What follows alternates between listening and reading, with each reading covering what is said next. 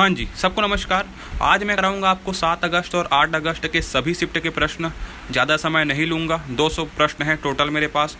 सभी का आपको एप्रोप्रिएट आंसर बताऊंगा और एक्स्ट्रा फैक्ट नहीं बताऊंगा, जिससे आपकी वीडियो जो कि जल्दी खत्म हो। आपका सिर्फ रिवीजन करना है इस वीडियो में, ठीक है। 7 और 8 अगस्त के सभी शिफ्ट का प्रश्न है। पहला प्रश्न पूछा गया था हिंदी में बताऊंगा, इंग्लिश में बताऊंगा, ठीक है। भारत का पहला राज्य जो भाषाई आधार पर बना था वो कौन था, ये पूछा गया है। तो यहाँ पर देख सकते हैं, which was the first English state format on A linguistic basis. भाषाई आधार पर जो राज्य बना था वो था आपका आंध्र प्रदेश, ठीक है। यहाँ पर आप आंसर भी देख सकते हैं। पीडीएफ आपको इंग्लिश प्लस हिंदी मेरे टेलीग्राम चैनल पे मिल जाएगा। मैं आपको डिस्क्रिप्शन में आपका लिंक दे दिया हूँ, ज्वाइन करके रखना, ठीक है। चलिए यहाँ पास मैं व्याख्या देता हूँ ताकि आपको समझ आए कि आंध्र प्रदेश 1953 में बना और ये पहला भाषाई आधार राज्य है, ठीक है। जब तेलुगु भाषी क्षेत्रों को मद्रास राज्य से अलग किया गया, तब यह भारत का एक ऐसा पहला राज्य बना जो भाषा के आधार पर बनाया गया था, ठीक है। इसने बाद में भारत में भाषा आधारित राज्यों के गठन की प्रक्रिया प्रचलित हुई। यानी सबसे पहले किसका हुआ था, आंध्र प्रदेश का हुआ था 1953 में, ठीक है। चलो ये सेकंड प्रश्न है, भारत में सूचना का अधिकार अधिनियम कब लागू हुआ। आरटीई एक्ट की बात कहा गया है। When was the right to information act implemented in India, ये पूछा गया है, याद रखेंगे 2005 में। यहाँ पास आंसर देख सकते हैं। व्याख्या थोड़ा सा बताऊंगा आपको कि आरटीई अधिनियम जो किया है ना 2005 में लागू हुआ था, जिसे आम जनता को सरकारी कामकाज की पारदर्शिता प्राप्त हुई, ठीक है। इससे नागरिक किसी भी सरकारी विभाग में सूचना मांग सकते थे, जिससे भ्रष्टाचार कम हुआ और जवाबदेही बढ़ी, ठीक है। पीडीएफ को दोस्तों थोड़ा बनाने में मेरे को समय लगेगा, इसलिए मैं आपको क्या है सुबह डाल दूंगा, लेकिन आपको पूरा चीज़ें आप यहाँ पास देख सकते हैं, ठीक है। अगला प्रश्न था आपका, प्रधानमंत्री ग्राम सड़क योजना है ना, ये कब शुरू हुई थी, ये पूछा गया था। व्हेन वाज द प्रधानमंत्री ग्राम सड़क योजना लॉन्चेड, ये पूछा गया था 25 दिसंबर 2000 को। 25 दिसंबर 2000 को यहाँ पास हिंदी इंग्लिश दोनों में देख सकते हैं।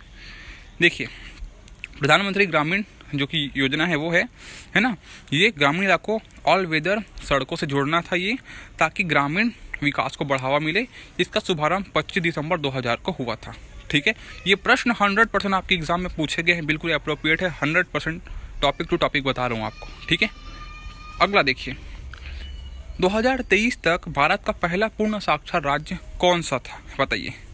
जब 2023 की बात करेंगे, which was the first fully literate Indian state of 2023, तो मिजोरम याद रखेंगे, इसका सही आंसर हो जाएगा। मिजोरम ने 2023 तक 98.2 है, याद रखेंगे 98.2 है, यहाँ पास देख सकते हैं 98.2 है, ठीक है। साक्षरता दर प्राप्त कर, है ना, इसे पहला पूर्ण साक्षर राज्य कहा गया। यह शिक्षा क्षेत्र में एक महत्वपूर्ण उपलब्धि है, ठीक है। इसको आप संशोधित कर लेंगे, एक बार अच्छे से चेक कर लेंगे कि कितना % है करके, ठीक है। चलो ये देख सकते हैं, विश्व स्वास्थ्य संगठन WHO का मुख्यालय कहाँ है, ये पूछा गया था, ठीक है। तो ये भी प्रश्न आपके सेकंड से में पूछा गया था, थर्ड से में पूछा गया था, ठीक है। Where is the headquarters of the world health organization, WHO का जो मुख्यालय है वो कहाँ लोकेटेड है, तो जिनेवा स्विट्जरलैंड में। कहाँ बोलेंगे, जिनेवा स्विट्जरलैंड बोलेंगे। देखिए व्याख्या देखिए, WHO का मुख्यालय जिनेवा में है। यह संगठन 7 अप्रैल 1948 को स्थापित हुआ था और विश्व भर में स्वास्थ्य सेवाओं को बेहतर बनाने का काम करता है WHO, ठीक है। चलो दोस्तों, चैनल पर नए हो, चैनल को सब्सक्राइब कर लेना। इस चैनल में आपको ऐसे ही इंपॉर्टेंट जो चीज़ें आपकी एग्जाम के लिए बहुत हेल्प करता है, जैसे कि अभी एनालिसिस सबको कराऊंगा, ठीक है। देखिए, अम्लीय जल का pH मान सामान्यतः कितना होता है, पूछा गया था। इंग्लिश में देख सकते हैं, what is the usual pH value of acidic water, तो 7 से कम होता है, याद रखेंगे, लेस देन 7, और वर्षा के जल का 5.6 होता है, याद में रखेंगे, ठीक है। यहाँ पास व्याख्या देख सकते हैं कि स्केल pH स्केल में तटस्थ जो कि 7 होता है, ठीक है। pH 7 से कम में अम्लीय हो जाते हैं और उससे आगे क्या हो जाते हैं, क्षारीय हो जाते हैं, जिसे नीले लिटमस को लाल कर देता है ये, ठीक है, और हाइड्रोजन आयन की अधिकता को दर्शाता है, ठीक है। तो पूछेगा, क्या पूछेगा, एसिडिक वाटर का जो कि pH वैल्यू है 7 से कम होता है, ठीक है। चलो ये पूछा गया था 2024 में ICC पुरुष क्रिकेटर ऑफ द ईयर का पुरस्कार किसे मिला। वो receive the ICC man cricketer of the year award जो की है 2024 में, ठीक है। जसप्रीत बुमराह याद रखेंगे आप, जसप्रीत बुमराह यहाँ पर देख सकते हैं, व्याख्या दे देता हूँ आपको। जसप्रीत बुमराह की तेज गेंदबाजी और प्रदर्शन के लिए 2024 में यह सम्मान मिला जो क्रिकेट में उनकी भूमिका को दर्शाता है। 2024 में मिला था, ठीक है। चलो ये क्वेश्चन नंबर 8 देख सकते हैं। होली त्यौहार सामान्यतः किस महीने में मनाया जाता है? होली त्यौहार की बात करेगा। In which month in the festival of Holi generally celebrated, ये पूछा गया था आपके एग्जाम में। मार्च में 13 से 15 के बीच, यानी मार्च आप इसको लिख सकते हैं, क्योंकि मार्च में हर साल एग्जैक्ट नहीं बता सकते उनको, तो मार्च आप लिख सकते हैं, ठीक है। देखिए होली फागुन महीने में मनाई जाती है, जो कि मार्च इसको हम बोलते हैं। यह रंग का त्यौहार है और बुराई पर अच्छाई की जीत का प्रतीक है। ये चीज़ें आप याद में रखेंगे, ठीक है। एग्जैक्ट बोलेगा तो 13 से 15 अभी के टाइम में, ठीक है, याद रखेंगे। ये प्रश्न पूछा गया था, यदि एप्पल को, ये कोड वाला रीजनिंग वाला प्रश्न है, थोड़ा सा आप इसको देखेंगे आराम से, है ना, ठीक है। देख लिया प्रश्न को, देखिए इसका आंसर आप खुद से सॉल्व कर सकते हैं इस चीज़ को, है ना। मैं आपको यहाँ पास कैसे सॉल्व करूँ बताऊँ आपको। यहाँ पास मैं पेन का इस्तेमाल नहीं कर रहा हूँ, मैं डायरेक्ट आपको बता रहा हूँ, ठीक है। तो ये देख सकते हैं आप पूरे इसका व्याख्या, ठीक है। देखिए अगला प्रश्न है, निम्नलिखित श्रृंखला में अगला अंक क्या होगा? ये भी रीजनिंग का प्रश्न है जी। यहाँ पर देख सकते हैं 2, 6, 12, 20, 30, इसके बाद क्या होगा? 42 होगा। थोड़ा सा दिमाग लगाओगे ये बन जाएगा आपका, ठीक है। ये देख सकते हैं आपका, ठीक है जी। तो ये चीज़ें आप देख सकते हैं, ऐसे आपका एक्सप्लेनेशन बन सकता है, ठीक है। चलो अगला देख सकते हैं, यदि किसी संख्या को 15 से भाग देने पर शेष 7 बचता है तो वह शेष क्या होगा? 7 ही होगा भाई, है ना। If a number leaves a remainder of 7 when divided by 15, what is the remainder पूछा गया था। एकदम सिंपल क्वेश्चन है ये, है ना। ये चीज़ें आप देख सकते हैं, इसमें आप अच्छे से कर सकते हैं इसको, और अच्छे से सॉल्व कर सकते हैं इस चीज़ को, ठीक है। चलिए ये पूछा गया था गणित का एक प्रश्न, 54,000 का 12.5% कितना होगा? एकदम सरल प्रश्न था, देख सकते हैं, बना सकते हैं इसको, मौखिक रूप से बना सकते हैं आप एकदम ओरली इसको, है ना। व्हाट इज द 12.5% ऑफ कितना होगा? 54,000, ठीक है। ये देखिए ये प्रश्न पूछा गया था, किसी संख्या के अंतिम 3 अंक 128 है, वह संख्या 8 से विभाज्य है। तो भाई देखिए 8 का नियम लगा देंगे हम इसमें, है ना। 8 के नियम क्या बोलता है कि लास्ट का 3 संख्या कटना चाहिए 8 से, तो कटे नहीं कट रहा है, यहाँ पर देख सकते हैं आप, कट रहा है ना, तो ये हो जाएगा, ठीक है। तो यहाँ पर यस लगा देंगे, है ना। ये देख सकते हैं 8 के विभाजकता का नियम में अंतिम 3 अंक 8 से विभाजित होने चाहिए, जो कि होता है, ठीक है ना। चलो ये पूछा गया था कंप्यूटर से संबंधित प्रश्न, मैं बता रहा हूँ ना, सबको कवर करूँगा मैं, सबको। चैनल पे बने हो, चैनल को नया हो सब्सक्राइब करना, मैं सभी चीज़ को कराऊंगा कवर, है ना। कंप्यूटर में फाइल को बिना रिसाइकल बिन में भेजे स्थायी रूप से हटाने के लिए कौन सा शॉर्टकट होता है? बताओ भाई।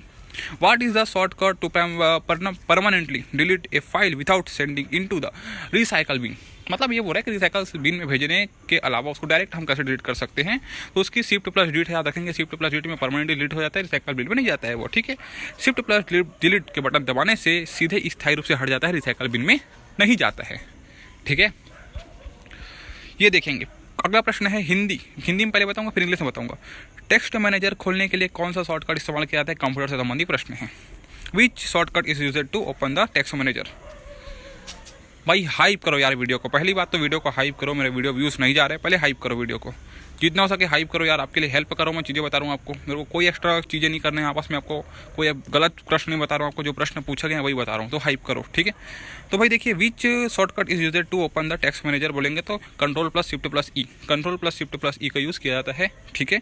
यह शॉर्टकट टेक्स्ट मैनेजर या फाइल एक्सप्लोरर खोलने के लिए उपयोग किया जाता है, जो कंप्यूटर ऑपरेशन में तेजी लाता है, ठीक है। ये भाई शॉर्टकट यूज़ करोगे तेजी आएगा भाई, है ना। चलो ये देखिए यहाँ पास मैंने आपको सेकंड शिफ्ट का भी प्रश्न दिखा रहा हूँ आपको मैं, ठीक है, जो आपके एग्जाम में पूछे गए हैं, अच्छे से करेंगे, ठीक है। अंतर्राष्ट्रीय पुरस्कार और करंट अफेयर संबंधी प्रश्न पूछा गया था, सेकंड शिफ्ट का प्रश्न है, पहले थर्ड शिफ्ट का कराया मैंने, अब सेकंड शिफ्ट का करा रहा हूँ। देखिए 2025 में इंटरनेशनल बुकर पुरस्कार किसे मिला और किस पुस्तक के लिए मिला? पूछा गया था आपके एग्जाम में। लेखिका बानो मुस्तक को मिला है यहाँ पास उनकी कन्नड़ भाषा के लिए, कन्नड़ भाषा में पुस्तक जो लिखी थी, कन्नड़ भाषा में जो पुस्तक लिखी थी, है ना, किसने लिखी थी? बानो मुस्तक ने, उनको मिला है, ठीक है। और इस पुस्तक का नाम था आपका हर्ट लैब, ठीक है। इस पुस्तक का क्या नाम था? हर्ट लैब था, ठीक है। ये जो पुस्तक है इसी के लिए बुकर पुरस्कार मिला था, और इस पुस्तक का अंग्रेजी में अनुवाद किया था आपके दीपा भाष्मी ने। यहाँ पास देख सकते हैं सब चीज़ आपके सामने है, ठीक है।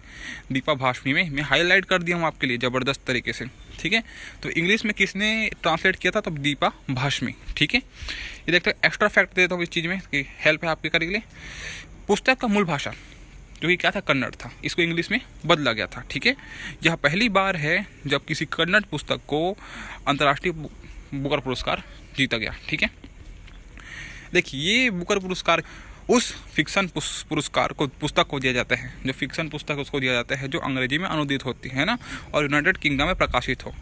पुरस्कार की राशि लेखक और अनुवादक दोनों में बांट देते थे ना, बंटवारा हो जाता है लेखक और अनुवादक के बीच। ठीक है, ये देखिए अनुवादक की भूमिका क्या होती है इसमें, कि वो क्या करता है, जो अभी ये भाषा है उस भाषा से, कन्नड़ भाषा से अंग्रेजी भाषा में उसको लाया गया। ठीक है, कन्नड़ भाषा की किताब थी वो, उसको इसमें लाया गया। ठीक है, अब देखेंगे 2024 का विजेता कौन था, ये भी देख लेते हैं क्योंकि आपके लिए हेल्प करेगा। ठीक है, तो जेन्नी इरपेनबेक। मैं देखिए दोस्तों, मैं कोई भी ऐसी चीज़ नहीं बताऊंगा जिससे आपका टाइम खराब हो। ठीक है, जो पॉइंट टू पॉइंट और जो पूछा जा सकता है वही बताऊंगा। ठीक है, तो 2024 में यह पुरस्कार जो कि है जेन्नी इरपेनबेक ने जीता था, जो कि जर्मन किताब काइरोस के लिए जीता था। ठीक है, काइरोस के लिए, जिसे माइकल होफमैन ने अंग्रेजी में अनुदित किया था। ठीक है, मैं ऐसा बता रहा हूँ, कोई भी चीज़ आपको ऐसे फालतू नहीं बताऊँगा आपको। ठीक है, ये देखेंगे जीव विज्ञान बायोलॉजी से संबंधित प्रश्न पूछा गया था, मलेरिया किसके कारण होता है और कौन फैलाता है करके। तो मलेरिया होता है आपका प्रोटोजोआ के कारण, ये प्रोटोजोआ की संबंधी बीमारी है जो कि है। ठीक है, ये जो कि मादा एनोफिलीज मच्छर के कारण होती है, मादा एनोफिलीज मच्छर जो कि मलेरिया का वाहक होता है, यहाँ पास आप देख सकते हैं। ठीक है, मैं आपको ऐसा एक्सप्लेन बता रहा हूँ ना, तो आप सुन के याद कर सकते हो। ठीक है, मलेरिया प्रोटोजोआ के कारण, मादा एनोफिलीज डेंगू वायरस के कारण होता है, एडिस मच्छर जो कि डेंगू वायरस किसके कारण होते हैं, वायरस के कारण होते हैं, जो कि एडिस मच्छर के कारण होता है। इंपॉर्टेंट बता रहा हूँ, एक्स्ट्रा बता रहा हूँ, ये पूछता है आपके एग्जाम में। चेचक जो कि है वायरस रोग है, ये भी संक्रामक रोग है, जो कि है क्या बोलते हैं, चेचक है ये। ठीक है, तो इन 3 चीज़ें मैं आपको बताया है। देखिए यहाँ पास प्लाज्मोडियम एक परजीवी है जो मानव शरीर में खून में जाकर लीवर को प्रभावित करता है, जो कि ये एनटीपीसी में पूछा जाता है। चेचक हो गया, डेंगू हो गया और मलेरिया हो गया, ये पूछता है आपके एग्जाम में। ठीक है, चलो ये पूछा गया था कंप्यूटर शॉर्टकट से संबंधी Ctrl+S या फिर Command+S का उपयोग क्यों होता है, ये पूछा गया था। तो क्या बोल दोगे, इसका आप यहाँ पास सेव करने के लिए होता है। Ctrl+S का उपयोग सेव करने के लिए होता है। यहाँ पास एक्स्ट्रा देख सकते हैं आप कि Ctrl+S सेव करने के लिए होता है, Ctrl+V पेस्ट करने के लिए होता है, Ctrl+Z अंडू करने के लिए होता है, Ctrl+P प्रिंट करने के लिए होता है, Ctrl+M न्यू स्लाइड जोड़ने के लिए होता है। देखिए ये चीज़ें मैं आपको इतना सरल बता रहा हूँ ना, आपको हेल्प करेगा आपके एग्जाम में। सब्सक्राइब करके जाना चैनल को। ठीक है, हाइप करना दोस्तों, हाइप। Ctrl+S सेव करने के लिए होता है, Ctrl+V पेस्ट करने के लिए, Ctrl+Z अंडू यानी कि वापसी करने के लिए, Ctrl+P प्रिंट करने के लिए, Ctrl+M न्यू स्लाइड ऐड करने के लिए, Ctrl+B बोर्ड करने के लिए और Ctrl+U अंडरलाइन करने के लिए। ये इंपॉर्टेंट है आपके एग्जाम के लिए जो मैं आपको बता रहा हूँ। ठीक है, चलो बस इतना है यहाँ पास, है ना। चलो अगला देखेंगे, भारतीय जनजाति आंदोलन जो कि पूछा गया था, कई बार कराया हूँ इसको मैं, आप मेरे प्रीवियस में देख सकते हैं आप, कई बार कराया हूँ ये चीज़ें को, कि उलगुलान या मुंडा विद्रोह किसने शुरू किया था भाई, बिरसा मुंडा ने किया था। कब किया बोलेगा तो 1899 से 1900 के बीच में किया था, झारखंड में किया था। इससे आगे और क्या बताऊँ मैं आपको, बताइए। इसमें कि मुंडा विद्रोह को हम उलगुलान विद्रोह भी कहते हैं, ये भी आप याद में रखेंगे। ठीक है ना, चलो थोड़ा सा एक्सप्लेनेशन दे देता हूँ आपको कि यह आंदोलन ब्रिटिश शासक और जमींदारी व्यवस्था के खिलाफ था, याद रखेंगे। पूछता है यार, आपको पूछ देगा, एक्स्ट्रा कोई चीज़ नहीं है, पूछता है आपको। ठीक है, बिरसा मुंडा आदिवासियों के लिए भगवान जैसे माने जाते थे। इसके नाम पर झारखंड में एयरपोर्ट और विश्वविद्यालय भी बनाया गया। ठीक है, तो ये चीज़ें है आपके लिए। ठीक है ना, अगला ये डिफेंस से संबंधित प्रश्न पूछा गया था कि बराक 8 जो कि बराक 8 है, मिसाइल प्रणाली का उपयोग किस ऑपरेशन में हुआ था और ये किस देश से जुड़ी हुई है। तो आपको पता होगा ऑपरेशन सिंदूर जो हुआ था उसमें यूज़ हुआ था आपका ये। ठीक है, और भारत और इजराइल की संयुक्त परियोजना है ये, भारत और इजराइल की संयुक्त परियोजना है बराक 8, जिसका उपयोग ऑपरेशन सिंदूर में हुआ था। ठीक, एक्सप्लेनेशन देख सकते हैं आप। बराक 8 एक आधुनिक वायु रक्षा प्रणाली है जो मिसाइलों और हवाई हमलों से सुरक्षा प्रदान करती है। यह भारतीय नौसेना और वायुसेना दोनों में उपयोग होती है। रक्षा टेक्नोलॉजी पर आधारित प्रश्न ये पूछता है। ठीक है, थोड़ा से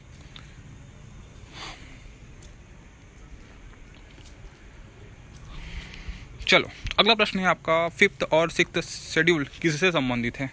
पूछा गया है भाई, अनुसूची पूछा गया है किससे संबंधित है। 5वीं और 6ठी अनुसूची बताया था SC और ST से संबंधित है।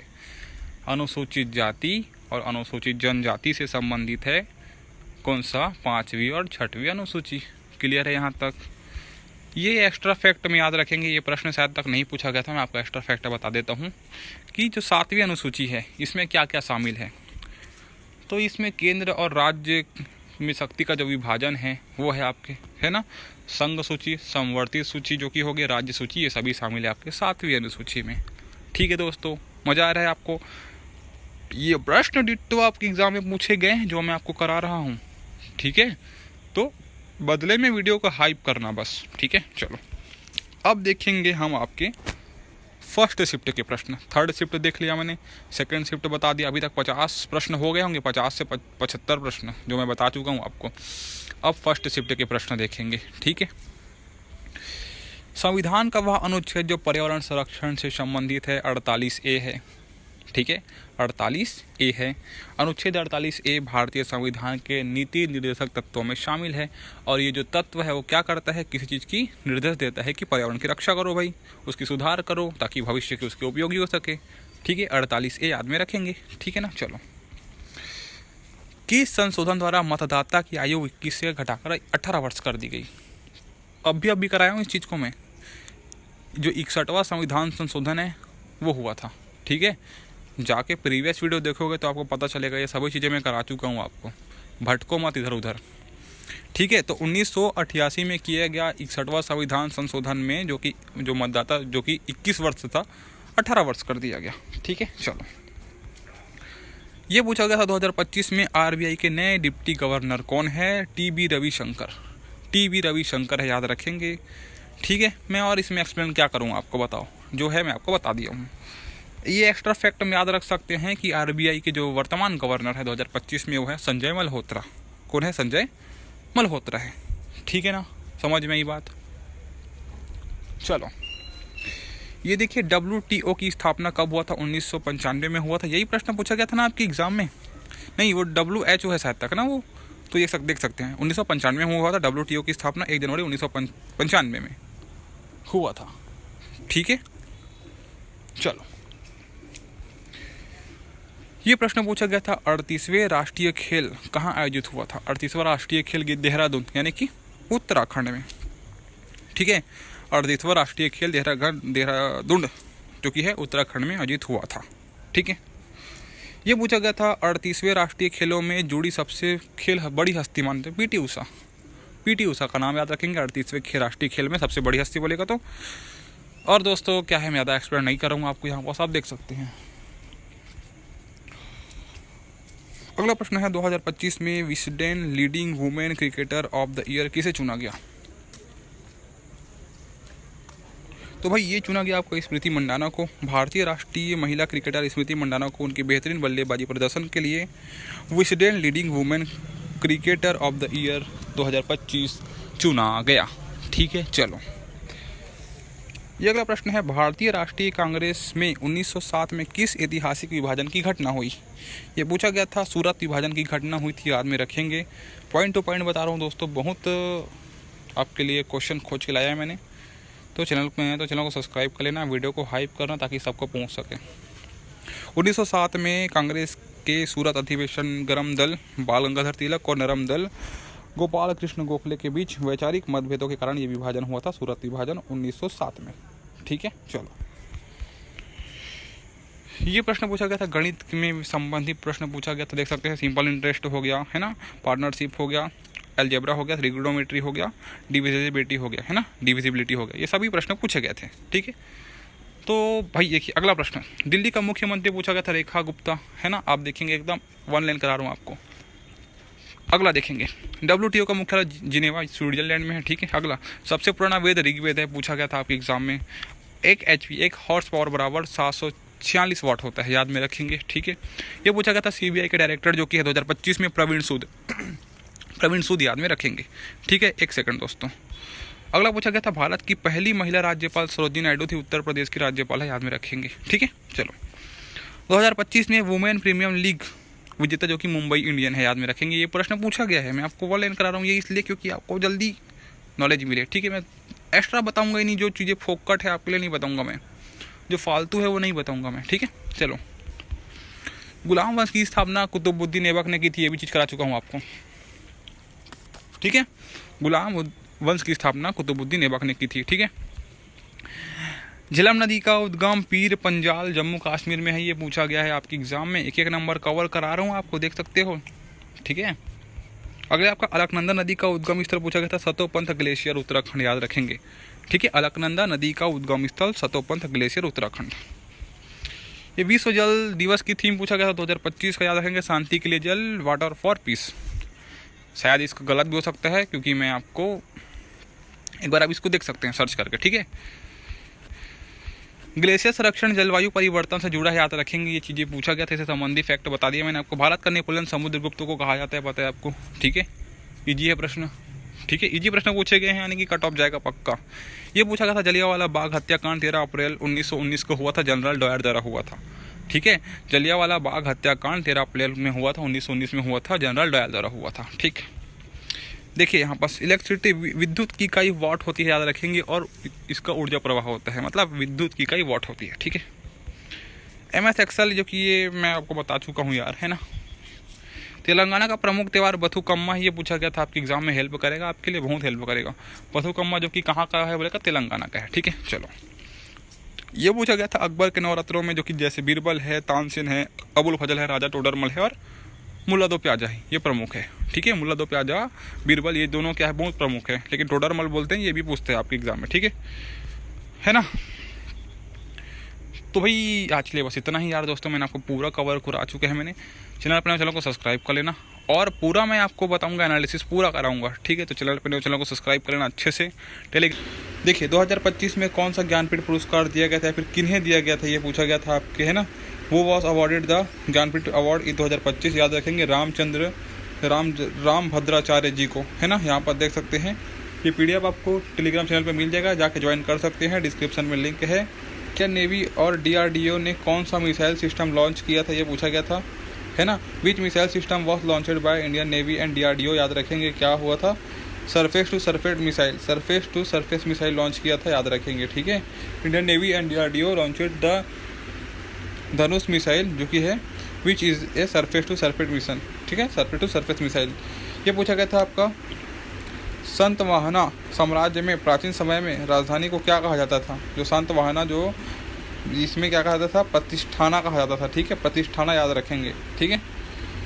चलिए आर्टिकल 38 से संबंधित एक प्रश्न था, जो कि है what is the article 38 related पूछा गया था, उससे संबंधित क्या है करके याद रखेंगे।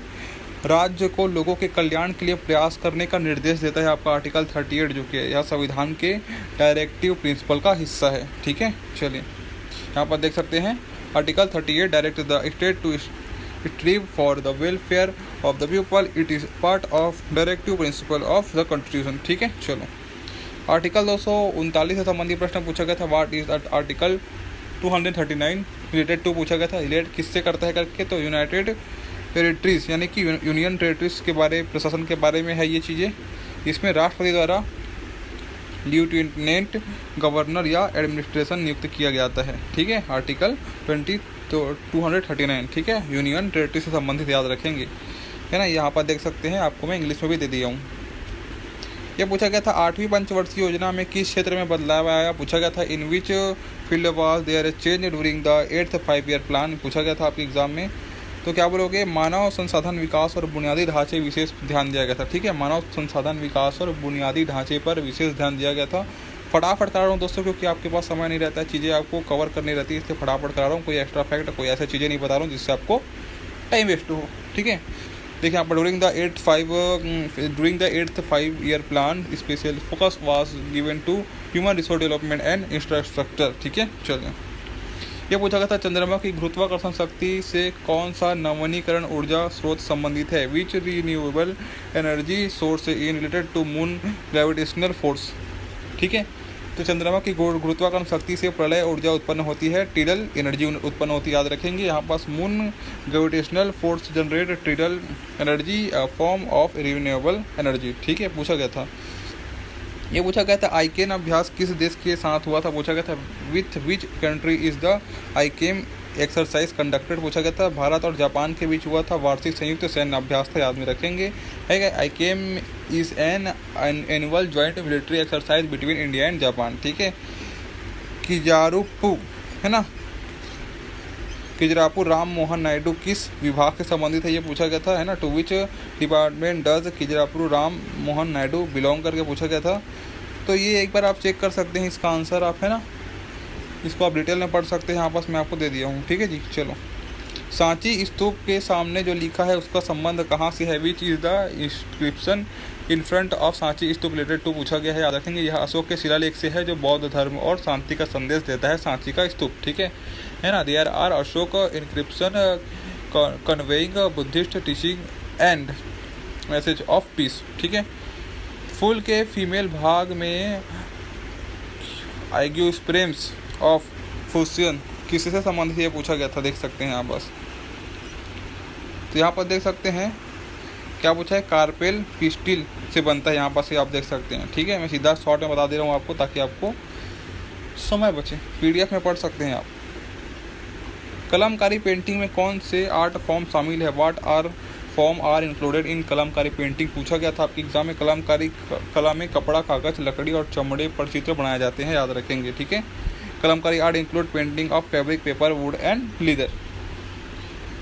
ये पूछा गया था इंडिया म्यांमार बांग्लादेश से संबंधित सवाल पूछा गया था। There was some question related to India Myanmar Bangladesh, यानी कि जो सीमा से राज्य, भारत के सीमा संबंधी राज्य से देश है, पूछा गया था, है ना।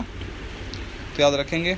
ये योजना आयोग क्या एक संवैधानिक निकाय था या सलाहकार निकाय, ये पूछा गया था, है ना। ऐसे कुछ प्रश्न पूछे गए थे, याद रखेंगे। या योजना आयोग ना तो संवैधानिक निकाय था, ना ही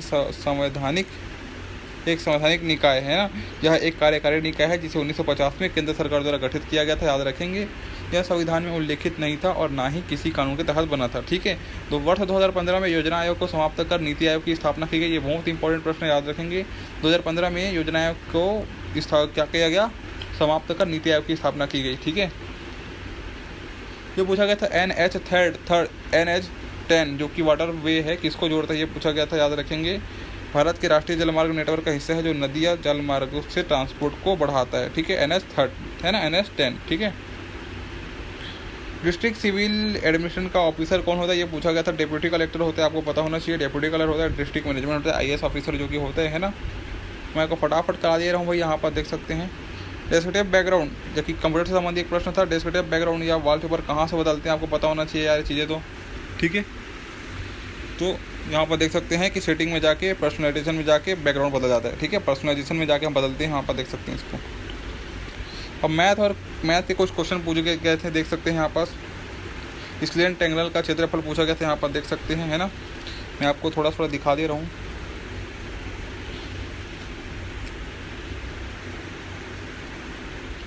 अगला पूछा गया था मीडियन क्या होता है, पूछा गया था व्हाट इज मीडियम, पूछा गया था, यहाँ पर देख सकते हैं। मीडियन वह रेखाखंड होता है जो किसी वर्टेक्स से लेकर उसके सामने वाले पक्ष के मिड पॉइंट तक जाता है, यहाँ पर देख सकते हैं। इंग्लिश में भी देख सकते हैं, medium is a line segment joining vertex to the mid point of the opposite side, ठीक है। ये और एक पूछा गया था आपका ट्रैपेजियम के कोण कैसे निकालते हैं, पूछा गया था how to find the angle of trapezium, ठीक है। देखिए तो यहाँ पर देख सकते हैं योग हमेशा 180 होता है इसका, है ना, ट्रापेजियम का, क्योंकि इसके दो पक्ष समांतर होते हैं। यदि एक कोण 180 जो कि हो तो पास वाला कोण भी 180 होता है। इतना पूछा गया था, मैं आपको बता दे रहा हूँ जो चीज़ है, ठीक है। दोस्तों नमस्कार। जितने भी प्रश्न आपके रेलवे NTPC 8 अगस्त के सेकंड शिफ्ट में पूछे गए थे, सभी प्रश्न मिल गए हैं। उन प्रश्न का आज आपको मैं 100% अप्रोप्रिएट आपको आंसर बताऊंगा, साथ में क्वेश्चन भी बताऊंगा, उसके 100% रियल क्वेश्चन रहेंगे। शुरू करता हूं पहले प्रश्न के साथ। लूनी नदी का उद्गम स्थान कहाँ है, ये पूछा गया था। वेयर डज द लूनी नदी रिवर ओरिजिनेट फ्रॉम, ये पूछा गया था, ठीक है। याद रखेंगे लूनी नदी का उद्गम स्थान अरावली पर्वतमाला के अजमेर जिला के नाकोड़ा से होता है, जिसको नाग पहाड़ भी कहते हैं, ठीक है। कहाँ से होता है, अरावली पर्वतमाला के अजमेर जिले के नाकोड़ा से होता है, ठीक है। यहाँ पर इंग्लिश में देख सकते हैं, the Luni river originates from the Naga पहाड़ near Nakoda in the Aravalli hills of Ajmer district Rajasthan, ठीक है। हिंदी इंग्लिश दोनों में आपको PDF मिल जाएगा। चैनल को सब्सक्राइब कर लेना और टेलीग्राम चैनल में जुड़ जाना PDF के लिए। बनारस आंदोलन कहाँ हुआ था, ये पूछा गया था। Where did the Banaras movement take place, ये पूछा गया था। बनारस आंदोलन जो कि है वाराणसी में हुआ है, जो कि उत्तर प्रदेश में है, ठीक है। ये प्रश्न घुमा के पूछा है, पता है आपको ना, पिछले भी शिफ्ट में पूछा गया ये प्रश्न। तो बनारस आंदोलन जो कि है वाराणसी में हुआ है, जो कि कहाँ है, उत्तर प्रदेश में है, ठीक है। The Banaras movement took place in Banaras, यानी कि वाराणसी में, जो कि उत्तर प्रदेश में है, ठीक है। हिंदी इंग्लिश दोनों बता रहा हूँ आपको। देखिए पैरालंपिक जो कि 2025 कहाँ आयोजित होगा, मतलब ये होगा, अभी तो हुआ नहीं है, होगा, कहाँ होगा। Where was the Paralympic 2025 held, कहाँ होगा ये, तो ये होगा आपका, देखिए 2025 में नई दिल्ली, भारत में जवाहरलाल नेहरू स्टेडियम में 26 सितंबर से 5 अक्टूबर तक किया जाएगा। 26 सितंबर से, ये इंपॉर्टेंट प्रश्न है, याद रखेंगे, ठीक है। 26 सितंबर से 5 अक्टूबर तक किया जाएगा। यह विश्व पैरा एथलेटिक चैंपियनशिप का 12वां संस्करण होगा, याद रखेंगे। इसके अलावा नई दिल्ली 2025 विश्व पैरा एथलेटिक ग्रां प्री की भी मेजबानी करेगा, ठीक है। तो ये नई दिल्ली में होगा, याद में रखेंगे। और समय देख सकते हैं 26 सितंबर से 5 अक्टूबर तक होगा, ठीक है। और 12वां संस्करण होगा, ये याद रखेंगे। 3 चीज़ें यहाँ पर आप अच्छे से याद रखेंगे। ये पूछा गया था मैदान का निर्माण कैसे होता है, पूछा गया था। देखिए, how is the stadium of field constructed, कैसे बनता है, ये पूछा गया था। देख सकते हैं मैदान का निर्माण भू सतह समतलीकरण, ड्रेनेज सिस्टम, घास लगाना, बाउंड्री बनाना और आवश्यक सुविधाएं जैसे गैलरी, लाइट्स, रनिंग, ये सभी चीज़ें आप देख सकते हैं। इसमें आपका जो जानने वाला काम है वो है कि मैदान का निर्माण, भू सतल समतलीकरण, ये सब चीज़ें आप याद रखेंगे, ठीक है। यहाँ बस इंग्लिश में भी देख सकते हैं आप, ठीक है।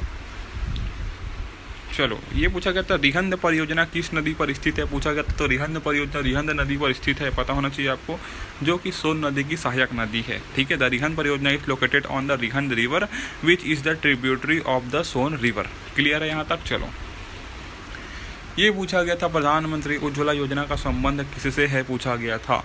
व्हाट इज द प्रधानमंत्री उज्ज्वला योजना रिलेटेड टू, है ना, रिलेटेड टू पूछा गया था।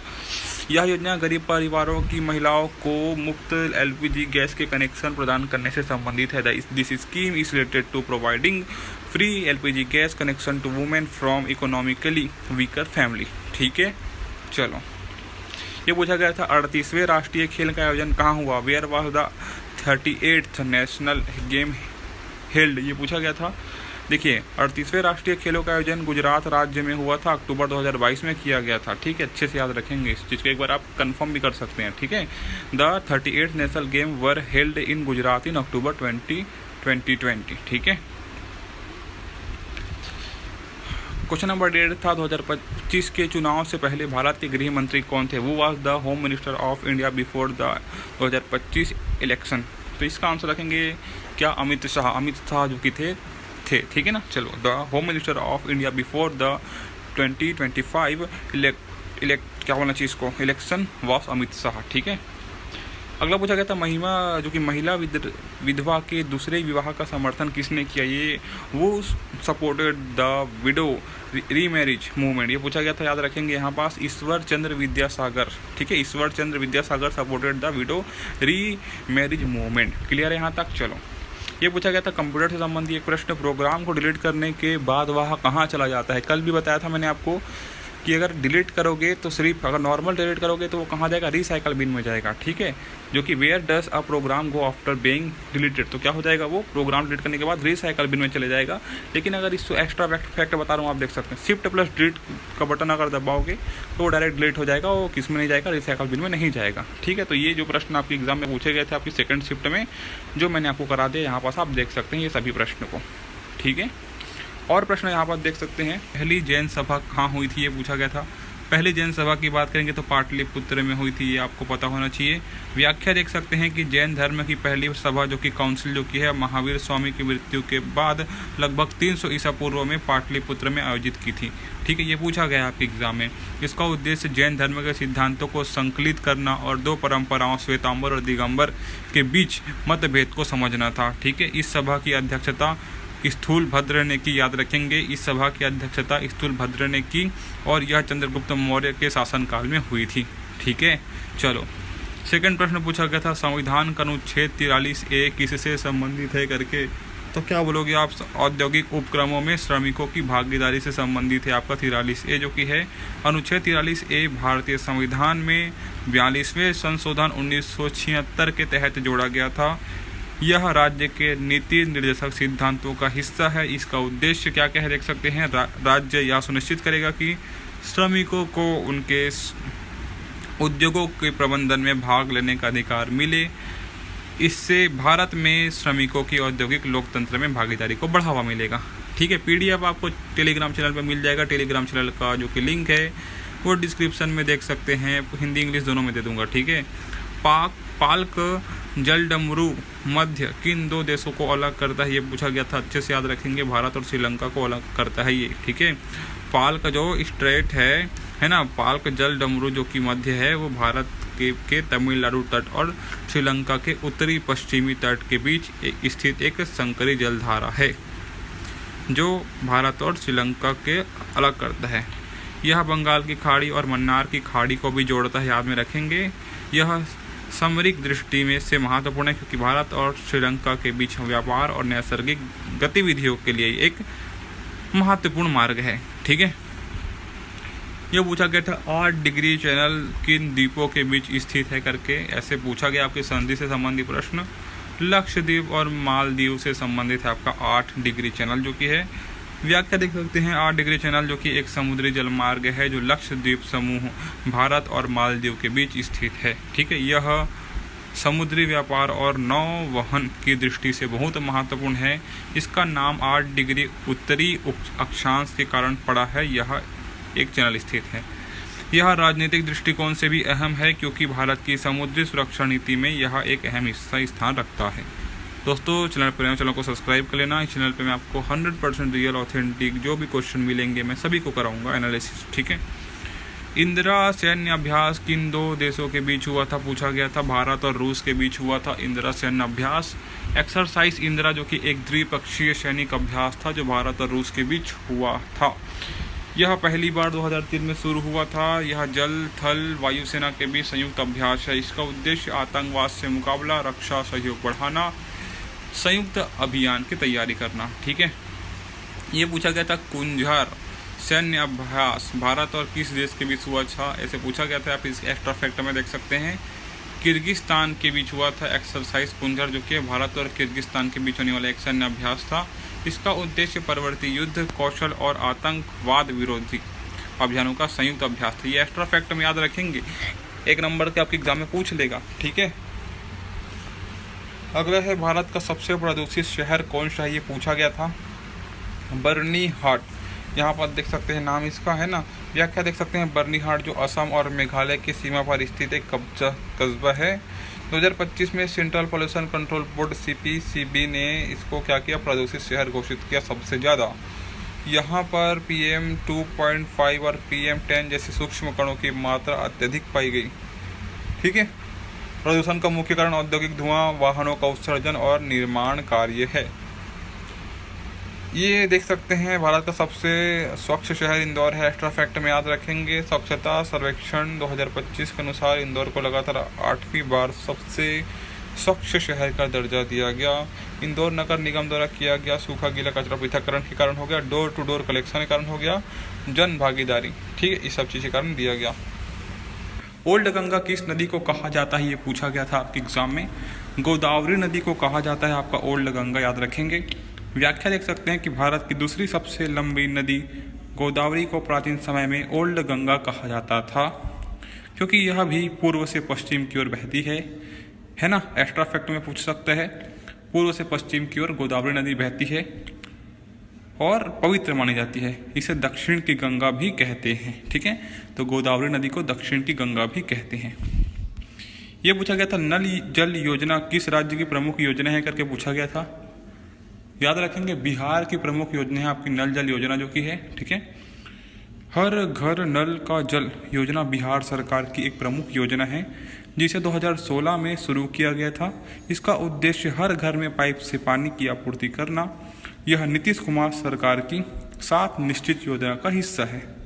ठीक है, हर घर जल जो कि योजना है वो बिहार की है। ठीक है, कब शुरू किया गया था, 2016 में शुरू किया गया था। ठीक है, चलो ये पूछा गया था भारत में जनगणना कितने वर्षों में होती है करके, तो 10 वर्षों में होती है ना। प्रत्येक 10 वर्षों में भारत में जनगणना होती है। भारत में जनगणना हर 10 वर्षों में होती है। पहली जनगणना 1872 में हुई थी और जो पूर्ण जनगणना थी 1881 में हुई थी। ये पॉइंट याद रखेंगे, पहली जनगणना 1872 में हुई थी लेकिन पूर्ण जनगणना की बात करेगा तो 1881 में हुई थी। और 2011 में अंतिम जनगणना हुई और अगली जनगणना कोविड-19 के कारण नहीं हो पाई थी जो कि 2021 की है। ठीक है, तो याद रखेंगे। यह पूछा गया था कृष्ण देव राय किस वंश के संस्थापक से या फिर संबंधित है, तो विजयनगर साम्राज्य से संबंधित है आपके कृष्ण देव राय जो कि है।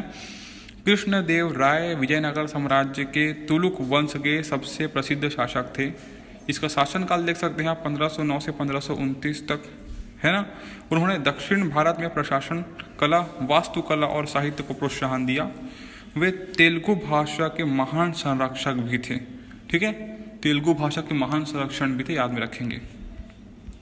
ये प्रश्न पूछा गया था महापद्यानंद किस वंश का संस्थापक था करके, नंद वंश का संस्थापक है, याद में रखेंगे। महापद्यानंद जो कि है प्राचीन भारत के नंद वंश का संस्थापक था। वह शूद्र जाति से था। ठीक है, और उसने शिशुनाग वंश का अंत किया। उसे एकराट यानी एकमात्र सम्राट भी कहा जाता है, जिसने कई क्षत्रिय राजाओं को हराया था। कौन? महापद्यानंद। ठीक है, यह है मई 2024 के बीच, मई 2024 से मई 2025 के बीच की एक बड़ी अंतर्राष्ट्रीय घटना कौन सी है? तो इंटरनेशनल बुकर पुरस्कार देख सकते हैं, G7 सम्मेलन, भारत की G20 अध्यक्षता की समाप्ति, ये सभी चीज़ें हुई थी इस टाइम। ठीक है, इस एक वर्ष की अवधि में प्रमुख घटनाएं हुई, जिसकी यहाँ पास एक्सप्लेन देख सकते हैं आप। इंटरनेशनल बुकर पुरस्कार 2025 किसी भारतीय अनुवादित लेखिका को मिला, जो कि चर्चा में रहा था। ठीक है, आपको पता है मैंने पहले भी कराया था कवर इसको। G7 सम्मेलन 2025 में वैश्विक आधार मुद्दों पर चर्चा हुई थी, है ना। भारत ने 2023 में G20 अध्यक्षता की और उसका प्रभाव 2024 तक रहा। ठीक है, चलो ये पूछा गया था भारत का सबसे लंबा नदी तंत्र कौन सा है करके, गंगा नदी, सबको पता है। ठीक है, ये एक्स्ट्रा फैक्ट में याद रखेंगे। भारत में सबसे लंबा नदी गंगा नदी तंत्र का है, जिसकी लंबाई कुल 2525 किलोमीटर है। यह भारत के उत्तरी क्षेत्र में बहती है और इसमें यमुना, घाघरा, कोसी जैसी नदियाँ भी शामिल है।